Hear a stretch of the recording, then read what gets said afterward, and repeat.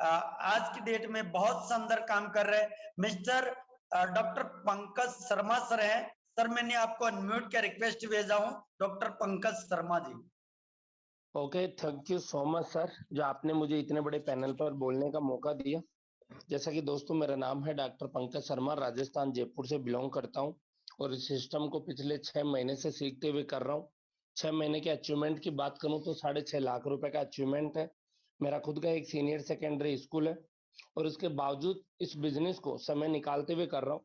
दोस्तों, इस बिजनेस को करने की 3 वजह समझ में आई मुझे, और वो 3 वजह इतनी स्ट्रांगली थी, यदि कोई व्यक्ति उन्हीं को अपनी लाइफ में इंप्लीमेंट करता है तो उसे समझ में आएगा कि फोर्सेज क्यों करना चाहिए। सबसे पहली बात कि जिंदगी में मुझे लगा कि मुझे जरूरतों के हिसाब से नहीं, मुझे चाहतों के हिसाब से जीना है, क्योंकि जरूरतें तो हर किसी नौकरी से, छोटे मोटे किसी भी काम से पूरी हो जाएगी। आजीविका चलाने के लिए 2 वक्त की रोटी का जुगाड़ कहीं से भी हो सकता है, लेकिन जहां सपनों की बात आती है, जहाँ पे पेरेंट्स के सपनों की बात आती है, बच्चों के अच्छी एजुकेशन की बात आती है, तो वहां पे सोचने पे मजबूर हुआ और समझ में आएगा कि जिंदगी में मुझे जरूरतों के हिसाब से नहीं, मुझे चाहतों के हिसाब से जीना है। और जरूरतों के हिसाब से जिंदगी जीने का मतलब है नाना करते करते भी एक कीड़े मकोड़ों जैसी जिंदगी। जैसे कहा जाता है, इतिहास तो उनका लिखा जाता है जो सूरों की तरह आते हैं, फोर्सेज में वीरों की तरह काम करते हैं। उन भगोड़ों का क्या इतिहास लिखा जाना जो कीड़ों की तरह आते हैं, मकोड़ों की तरह चले जाते हैं।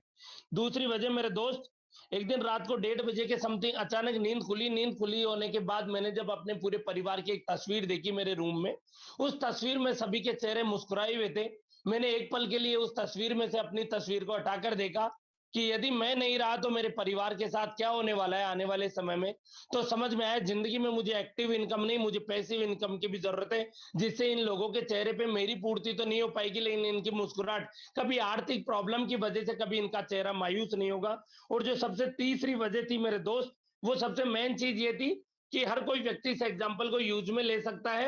20 महान लोगों की तस्वीरें डालिए, जिनमें कुछ एक्टर्स की भी डालिए, कुछ देवताओं की फोटो डालिए, महात्मा बुद्ध की डालिए, गांधी की डालिए, अमिताभ बच्चन की डालिए, शाहरुख खान की डालिए, तेंदुलकर की डालिए। ऐसी 20 फोटो डालिए और एक फोटो अपनी भी डालकर अपने परिवार के किसी सदस्य से पूछेगा, किसी बच्चे से पूछेगा, अपने बच्चे से, कि इन सब में से किसकी तरह बनना चाहते हो। मेरे दोस्त सब तस्वीरों की तरफ देख लेगा, लेकिन वो बच्चा एक तस्वीर की तरफ देखेगा भी नहीं।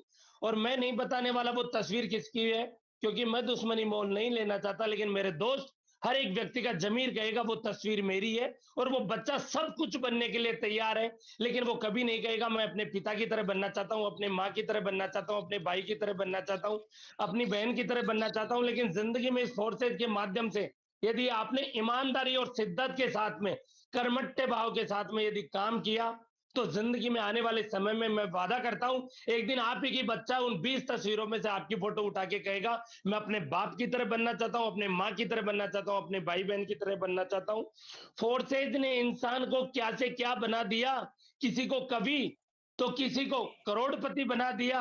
हम भी थे सिर्फ एक चंद कांच के टुकड़े, लेकिन यादवेंद्र सर की और नेमचंद मिंडा सर की संगत ने हमें भी कोहिनूर बना दिया, हमें भी कोहिनूर बना दिया।